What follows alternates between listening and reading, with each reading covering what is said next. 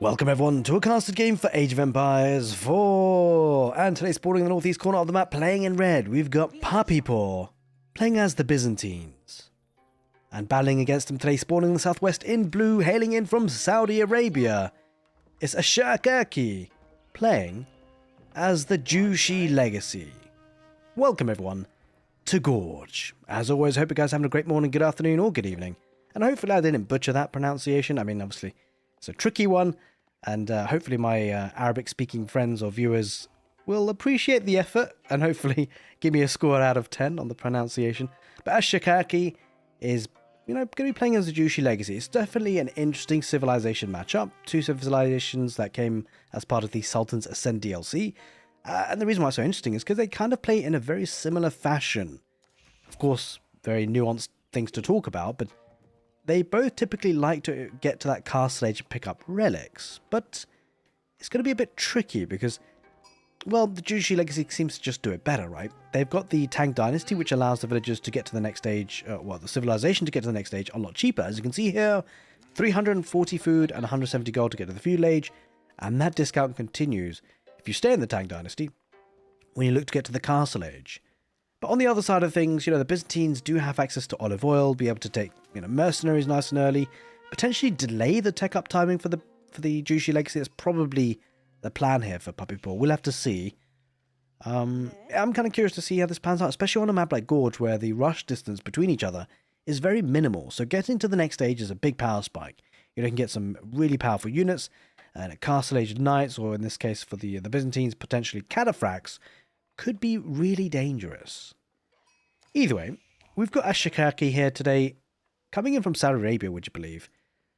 And that's kind of cool because we don't see many, we've been seeing the same sort of professional players for quite some time now, and I think he's been around for a while, but is kind of rising up the ranks, and I believe he's rank 5 on the ladder at the moment, which is pretty impressive, considering the rise of a lot of other players as well. But he's going up against puppypaw, and arguably, well, not arguably, he is definitely one of the best players in Age of Empires 4. He got to the grand finals of the Red Bull El Renado, perhaps didn't perform as much as, as well as he would have wanted to maybe, but it was a short kind of series there in the grand finals. But it got to the finals nonetheless, and he had to go through a lot of hurdles to get there. So, I mean, puppypaw, we all know how strong he can be. So it's going to be an uphill battle here for Aoe4 as the Zhu Xi legacy. It's going to go for the meditation gardens in a nice spot. Berries, gold. We've seen better, a bit of wood there as well, but it's going to be close to home at least and relatively safe and secure. Now, I would like to say, by the way, a very big thank you for everyone who's been supporting the channel. As always, thank you, thank you, thank you. And if I could ask for a very quick favor, completely free, if you can give the video a thumbs up, really helps me out in the YouTube algorithm side of things. And wait a minute, what is this? It's actually going for the Hippodrome. This is super surprising because we typically expect to see the Grand Winery, right? That's such a strong landmark for the Byzantines. Give them an extra 60% olive oil from the gathering of berry bushes, as well as olive groves. The Grand Winery is a landmark that just is applicable and runs through the Byzantines' economy right through to the end of the game. The Imperial Hippodrome, on the other hand, gives a bit of a power spike. You can get a horseman out quicker, obviously it's a production building. But I'm really curious about this one, because the question is, well, how much damage is he going to be able to do against the Zhu Xi legacy? They're so fast their up times that actually, by the time the horsemen get here, I mean, the Zhu Xi legacy might be well on their way to the castle age. In any case, he's going to get a barracks to make sure he gets some spearman defense, because he's expecting maybe a strong push in for the Byzantines. Now, the Byzantines do have a strong feudal age. They've really got a nice all-in timing, but it's going to be tough against the Zhu Xi legacy. Like, all-ins kind of work quite well for civilizations that get a bit slow to get going, right? But you cannot say that about the Tang dynasty and the Zhu Xi legacy. They're incredibly fast at producing, especially if you look to supervise with the Imperial official on their production buildings. And they've got a decent economy. Like, we talk about the Byzantines' economy in terms of the cistern, the extra 10% gathering rate on the villages. But the Zhu Xi legacy have something, relatively, well, I mean, it's very similar, but very, very good in any case. You've got the supervision of the drop-off sites, so they can keep up, that's for sure. Well, nothing actually queued up for the Imperial Hippodrome just yet, which is surprising to see. It doesn't have... Well, he's got enough food, yeah, because we are toggled on to Aoe4's viewpoint, so puppypaw does have enough food, but he's not actually queuing anything up. So maybe just sort of forcing his enemy into spearmen could be a bit of a bait, actually. Yeah, looks like it almost, just forcing Aoe4 to go for spearmen as a defense, making him spend some food. And in reality, puppypaw not actually making any units. Going for a bit of a tricky play here, and he's also getting upgrades too. Alright, interesting approach. Going to be getting an outpost, so it looks like the Byzantines might be opting for a castle age behind all of this. No outpost for the Zhu Xi legacy. It's got the spearmen in defense in any case.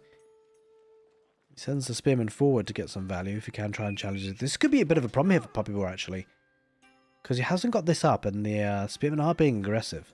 And I love this play by the Zhu Xi legacy player because, you know, often you can get kind of lazy with the units and not use them. Even if they're kind of quote-unquote defensive units in terms of spearmen, he's actually going to get a lot of value here, right? So you can imagine a lot of players would have just stuck with the spearmen at home, anticipating the horsemen, but instead, he's actually going to get a volley of torches, which is huge, because now, I mean, puppypaw kind of has to commit, and he will commit, and he will get the outpost up, so yeah, I mean, as Shikaki does back away, because, I mean, he got a bit of torch damage, so it's a little bit weakened, but yeah, puppypaw didn't want to leave that position, and he couldn't really cancel it. I mean, he could have cancelled it, but he wouldn't have got the full refund, so in any case, now the spearmen are just camping out in the middle. Needs to be careful about the horsemen coming through. Just the one so far. There's a second. And but he's got so many spearmen now, right? So he's absolutely fine. And the real question is do either player go for professional scouts? We're seeing a lot more these days because of the way that it works in terms of mechanics and how easy it is. You just click the scout one of the deers and it will pick up all the rest too. Which is very nice. At least, you know, it's easier to shift click it at least.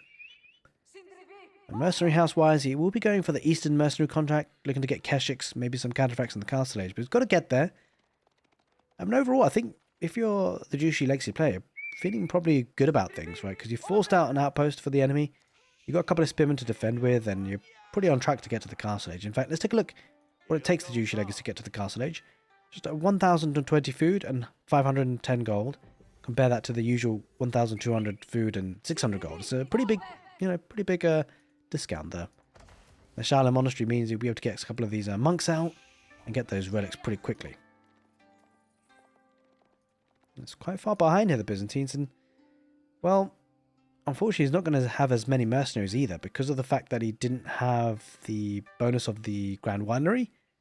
He does have a decent amount of olive oil to spend, but not spending it just yet. Look at the ego for the Zhu Xi legacy, looking really good. He's got wheelbarrows, he's got horticulture, he's got double broadaxe. None of that is in play for the Byzantines, so the economy just straight up strong here. Of course, don't forget the meditation gardens helps significantly. Gets a decent amount of resources, 23 gold, 8 wood, and 33 food. It's going to be the Golden Horn Tower for the Byzantines, a bit more of a standard pick. Although, to be fair, we have been seeing a lot of the system of the first tier with the gulping, but not today. There's the Shaolin Monastery already queuing up to pick up those relics in the middle of the map.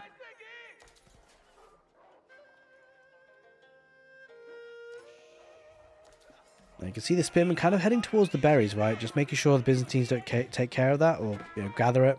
Especially because it gives you both food and olive oil. Although, you know, with the Grand Winery not being there, not so much olive oil as you possibly could have been getting.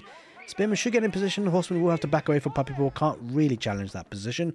And I love the fact that he's adding in a village, right? Because the villages are garrisonable spots for villagers. So, as you can see, there's a 0 out of 8 because there's nothing garrison in there. But if he's under pressure, these villagers can hide safely and securely. Here's the first Lancer coming out for the Zhu Xi legacy.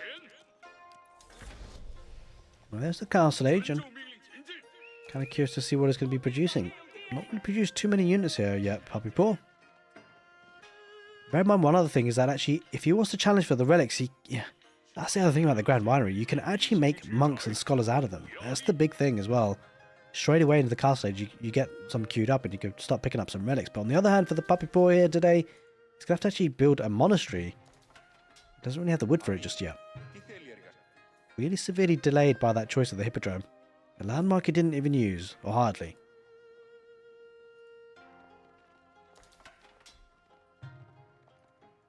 But of course, plenty of time to get back into the game. Now, I think there's a spectator bug, user interface bug about picking up relics. Although, actually, does he have any monks out just yet? Oh, there they are, yeah. So as you can see, usually they would show on the user interface on the bottom left of the screen, but it's not actually showing there. Fortunately, Capture Age is not picking that up, but we do know he's picked up a couple. When he does deposit the relic inside the monastery, though, it will show up. There we go. The update is complete. Now, is he actually only queued up one? Shaolin? He's actually queued up one, right? Okay, interesting. He could afford to get another, but instead... Oh, he's going to fight off with this one, maybe? Or is he going to go for the one on the right side? Holy moly, yeah, it's pretty aggressive on that. Oh, this Shaolin monk might be picked off. Probably will be picked off, actually, as it happens. Unless... Yeah, I don't think he can really get any units here. Going to try and take the fight. I mean, they're pretty good at fighting as well. You can see doing a lot of damage to the horseman. But does have a bit of ability to heal up because of the Hippodrome. The Triumph ability.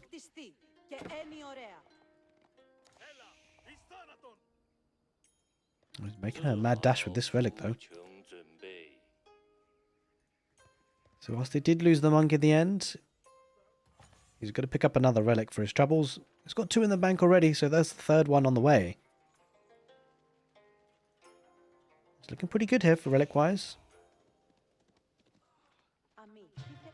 Now he's going on to the berries, which actually Ashikaki will be wary of. He'll be aware, like, because he's got this spearman there. That's a nice play there to keep. Just keep a unit there so he knows when his enemy's venturing out, and maybe that's a position you look to try and challenge. A couple of veteran Keshiks versus 2 lancers. Probably a fight that actually the Byzantines would win, especially with the spearman involved, as well as Triumph. I mean, we talked about the ability for, you know, the Grand Winery to scale and work well for the Byzantines throughout the whole game. I mean, to be fair, I mean, the Triumph ability is pretty strong for the Hippodrome, as you can see. Healing up some of these units, although actually, were they the Keshiks healing because they are attacking, right?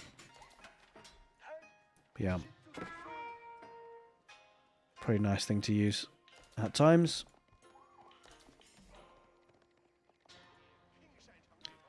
There's the 3rd relic coming on home. Pretty macro heavy game at the moment, and I'm kind of curious to see whether either player will look to add in a 2nd town center before too long. Either way, the Byzantines starting to, you know, bring back a couple of units. Quite a few of them has got Mangonel building on the field with the Gulam, which is actually pretty nice. Like, it's pretty cool how the Abbasid dynasty units actually, you know, their ability to make siege on the ground transfers over to the Byzantines, even though they're just mercenaries for them. Now, I don't know whether... I don't believe they can, but I can't imagine the Limitane are able to build with them. Doesn't seem like it, at least.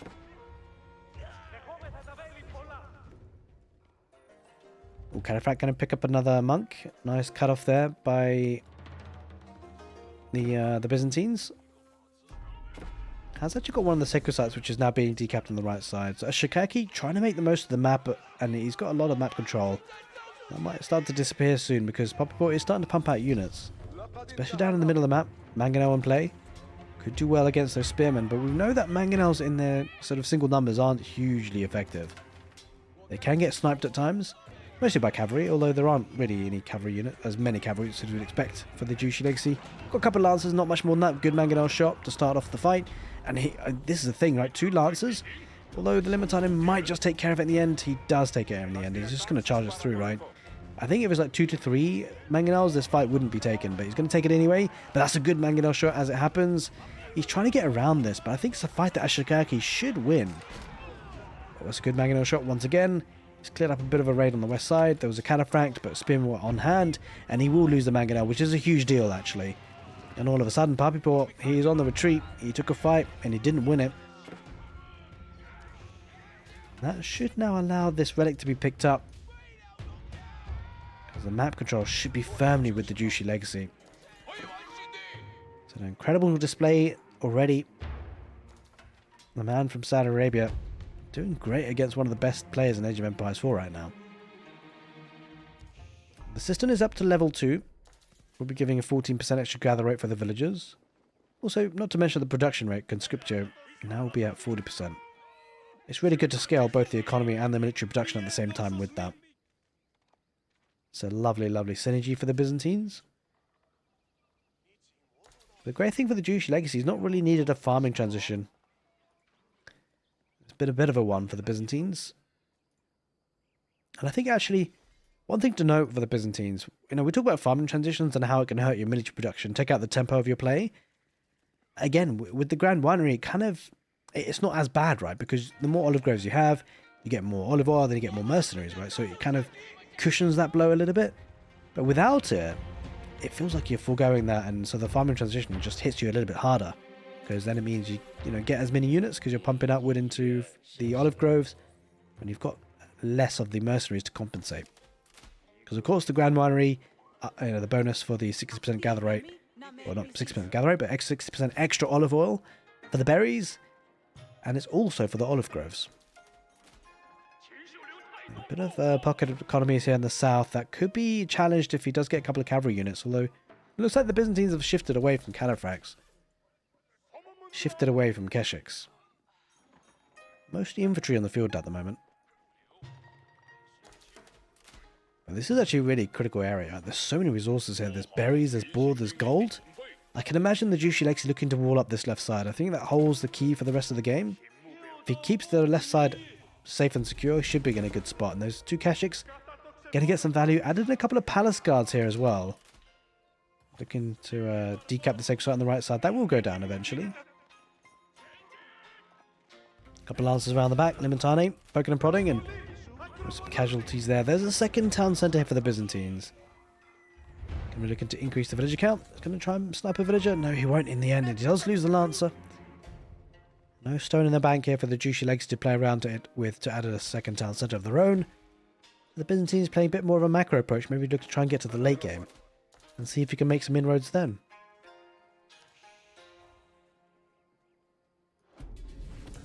Looking to get the central sacred site now as we speak. Looking to get the boar as well. Now, of course, you can only get 8 villagers gathering from boar, so I suspect he'll want to sort that out. Can he build the mill? Power build it. Now, whilst it's been relatively quiet, bear in mind, usually in Age of Empires, there's usually a quiet before the storm, right? Usually things ramp up pretty quickly.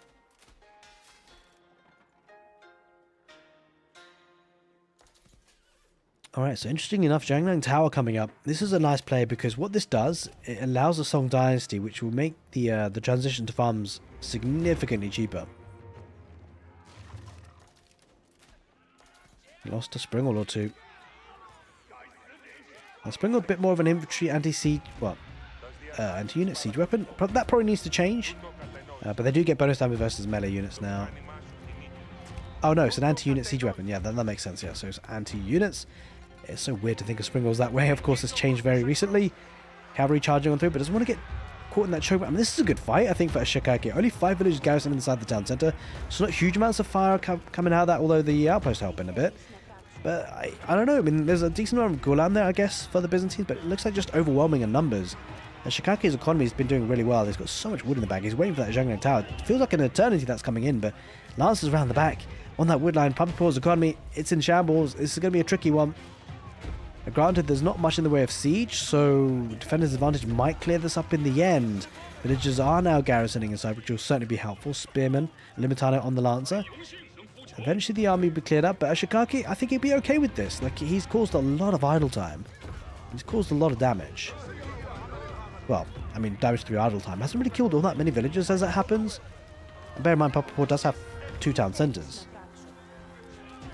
Slowly but surely, the numbers are starting to thin out for the Zhu Xi legacy. A couple of Keshiks pop out, and so that should be able to clear this all out. Of course, Keshiks do pretty well against the man-at-arms. And in the end, that would be cleared up.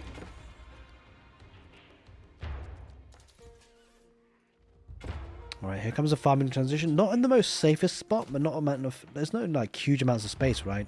It is a little bit awkward for Ashikaki going on the right side instead. And the question is, how does Puppypaw kind of address the situation? He's got a second town centre, so he's not going to have huge amounts of military anytime soon. Might be under a bit of pressure from the Zhu Xi legacy before too long. Now, he's thrown away a lot of his units, but he has taken care of Puppypaw's army as well, so it's almost like a bit of a reset in a way for both players, like a kind of traded armies and start from zero again. That's a lot of idle time on these villagers, holy moly. So the Limitani doing great work against the Lancers. Can't get too much more value with just one.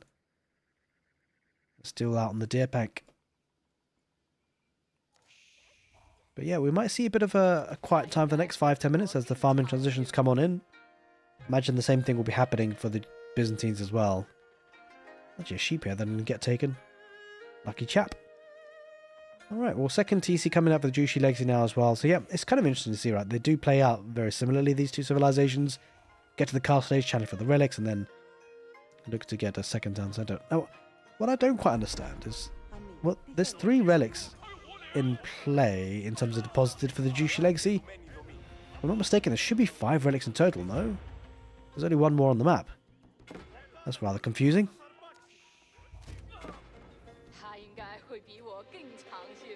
That's very, very confusing. Did it just spawn with 1 less relic, maybe? It's kind of strange. Oh no, there it is. Oh, yeah. There it is. Guys watching on YouTube later are going to be thinking, is he blind or something? But no, it is there in the south. Couldn't see that for a second. And 2 sacred sites to his name. That's 3 relics as well. This is very unusual for puppypaw. Would expect his economy to be bit more rocking and rolling by now. Would have challenged for the relics, but no, he's not really interested, it seems.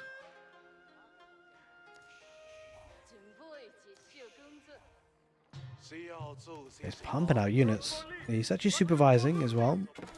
Looks like he's supervising the crossbow production. Now, crossbow palace guard could be a really strong army composition actually here, because we've got a lot of spearmen, and we did see Varangian guards earlier, I believe. Trying to get a bit of a raid on the west side, which we talked about. This is actually a key area. I think this has to be defended by a Shikaki. He's got some farming transition as well.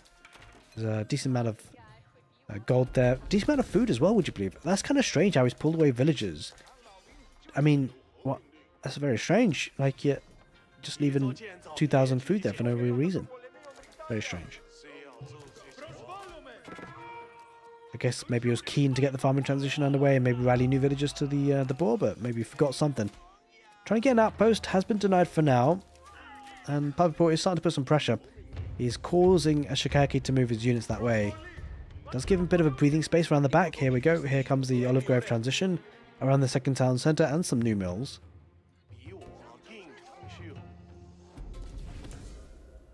Looks like the sacred site will be neutralised on the east side.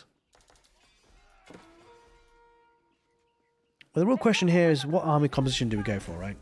We've seen palace guards and crossbows for the Zhu Xi legacy. I mean, it could be mangonels out for the Byzantines, but the trouble is you need more than just one, right? We saw earlier in the game how one just doesn't really quite cut it. Full crossbows could work quite well.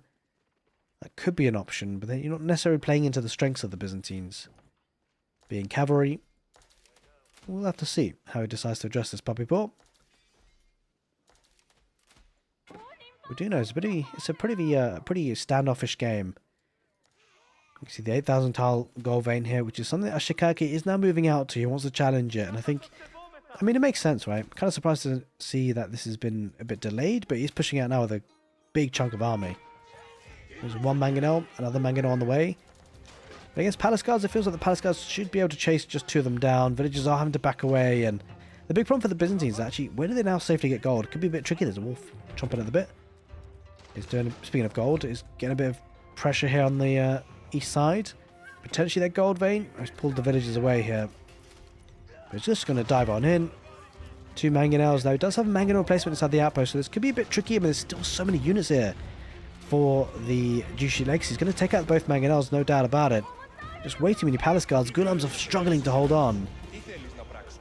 Even with the mangonel placement, it's not working out for him. But on the west side, getting a bit of a counter raid. Question is, who's going to get more damaged sooner or quicker? Who's going to suffer more?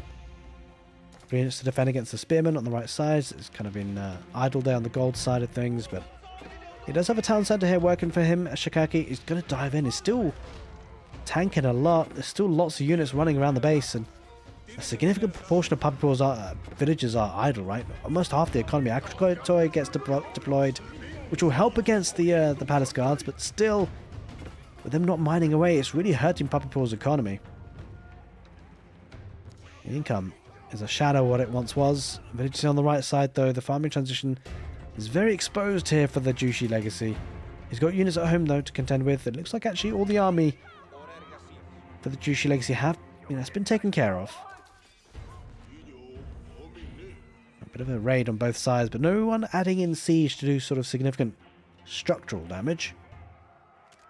In the end, it should be the case that the Zhu Xi legacy clear this on up.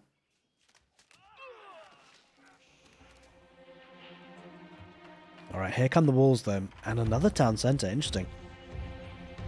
Add in a third town centre just to help build out the population supply once again.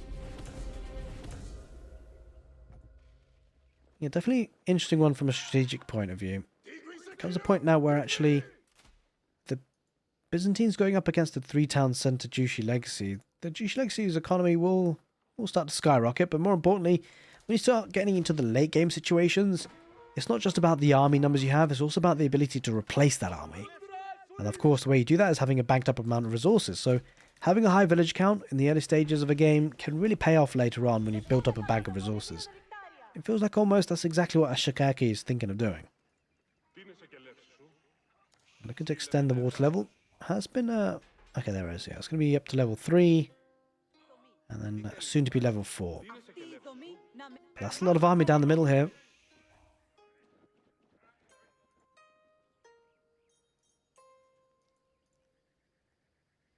It's interesting how this match feels a little bit passive as things go, especially on a map like Gorge.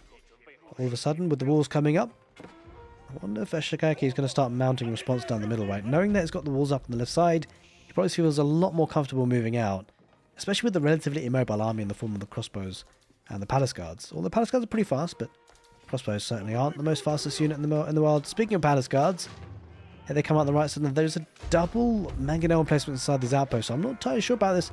He's going for the one that's been, got the defensive upgrade as well. So that will go down in this 10, well, not 10 villages, but 7 villages here, right for the taking. But he's going to suffer a lot. I don't think he gets this, I'm not so sure. Not totally convinced, especially with the Keshiks now riding in. Yeah, I don't think he does. We lost a lot of units here for very little gain. These villagers might just come out to repair. Puppypaw. There they are, villagers. Yeah, they do repair just in time as well, and he keeps it alive. And pretty significant losses there for the Zhu Xi legacy actually as it happens.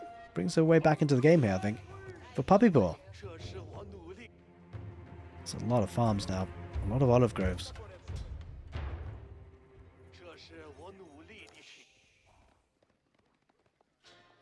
Palace guards all absolutely slaughtered.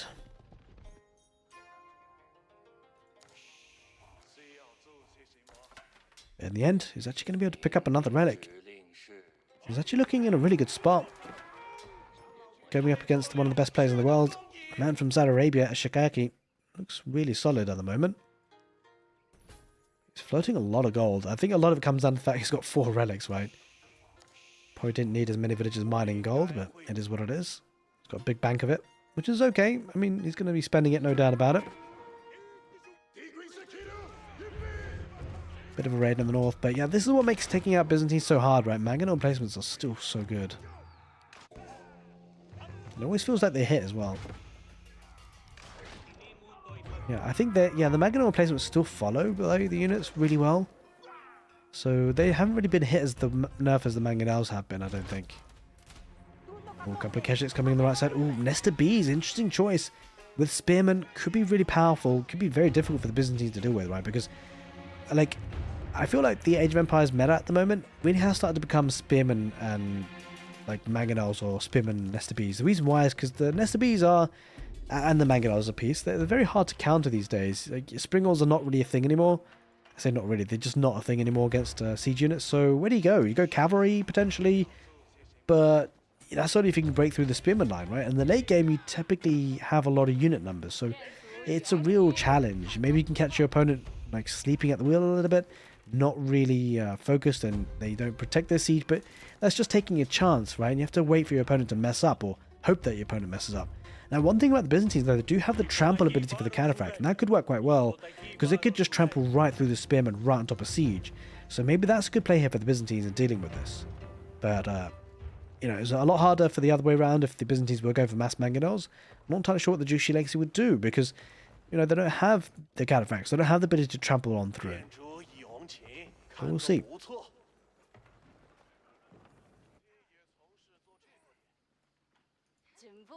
Right, now, as we were referring to earlier, the Song Dynasty does make the farms cheaper.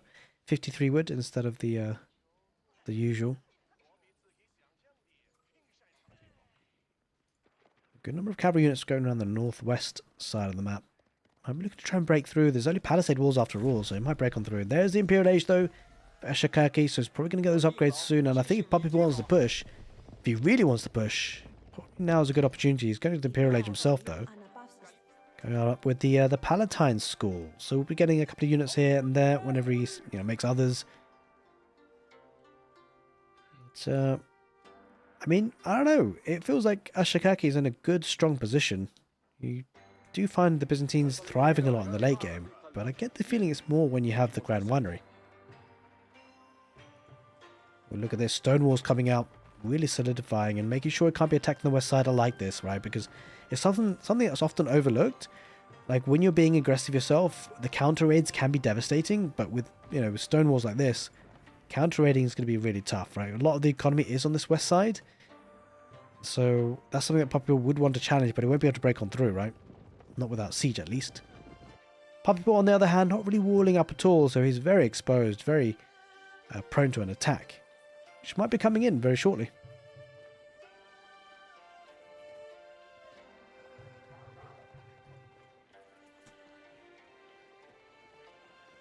That's a lot of infantry units.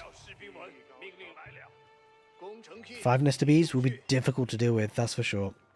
The Bringing Guards are pretty tanky, but he's going up against crossbow spearmen. This is an army that feels unbeatable, actually. Regardless of the civilization, like spearman crossbow and mangonels, or spearman crossbows, Nester Bees. It's going to be a challenge for puppypaw to deal with. Now, he does have elite cataphract, so I think it's got to be the way, right? He's got to charge on in, take a fight. I believe he sees this, right? I think puppypaw has to wait. He's got his Imperial Age elite upgrade for the Vanguard. For the Varangian Guard. I was thinking about Stormgate there, but the Stonewall's not going to get up in the end. Not in this portion, at least. He'll lose a couple of villagers. Not the end of the world. But now that he sees that, he's going to push on in. Ashikaki going to make short work of the outpost. The great thing about the Spearmen as well, not only does it stop cavalry charging on through too easily, or non-cataphract cavalry, they got a decent torch damage on them too. They can help take down structures. 3 Spearmen brace against a horde of cavalry. Going to find it difficult, but I mean, this thing's going to go down in the blink of an eye. It's supposed to have 7,000 HP, but look how quickly it goes down. Holy moly. The torch damage is so good.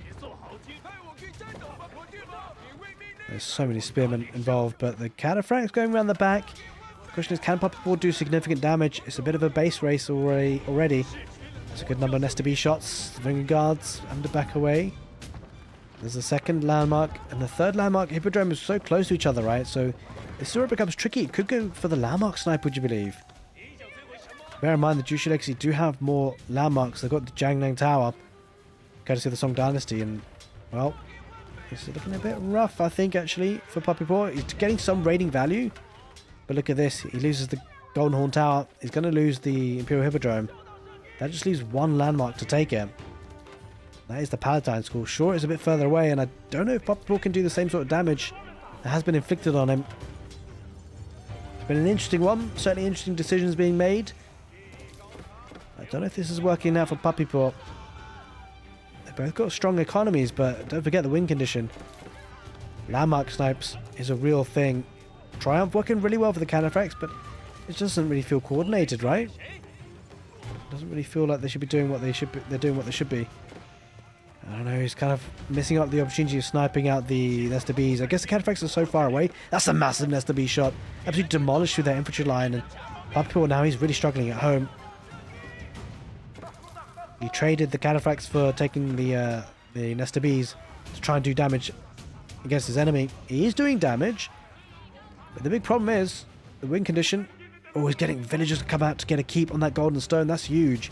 That gives them a really good staging ground to attack for that last landmark, potentially. To go for the town centre? Oh, surely you should just go for the landmark, no? It's a lot of idle time, but still got some good protection inside the... There's no villagers here anyway, to be fair. He has lost a significant number of villagers, but it might not matter. I mean, in reality as well, losing villagers at this point, it just actually opens up population space for your army, potentially. Still lots of cataphracts running around. Oh, he's going to go for the landmark snipe. Look at this, villagers coming out. He's thought about building the outpost, but there's no real need to, really. He's even got some grenadiers, would you believe? And this is going to go down, surely. Village coming out to repair, but there's nothing here in terms of army for puppypaw. And we've got 71 military. He's just using villagers now, Shikaki. He doesn't have many military units. It's just the villagers, and that should go down. And there it is. Then GG gets called, and it will be Shikaki heading in from Saudi Arabia, starting to take the rank ladder by storm in Age of Empires 4. Hope you guys enjoyed it, and if you did, make sure you give the video a thumbs up. Take care, and see you next time.